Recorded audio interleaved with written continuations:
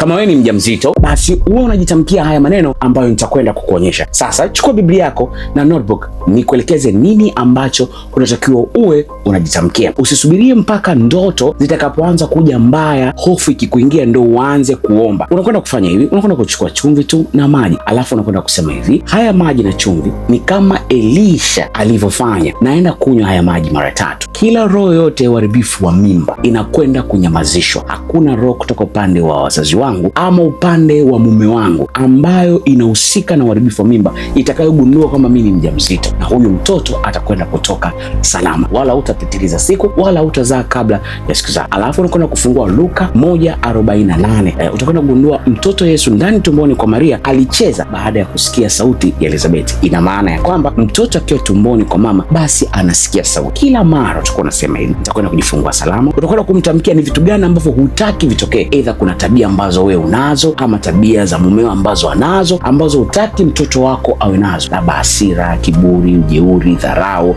Kuna maisha ambayo uliwahi kuishi ukiwa mdogo mpaka umekuwa, unakwenda kutamka kwamba mwanangu hatoishi haya maisha. Kumbuka huyu mtoto anasikia, na unapofanya vile, ule unabii unakwenda kumshape ule mtoto na atakuwa kama vile unavyosema. Ayubu 22:28 anasema hivi: kila utakalolisema ndilo litakalokuwa.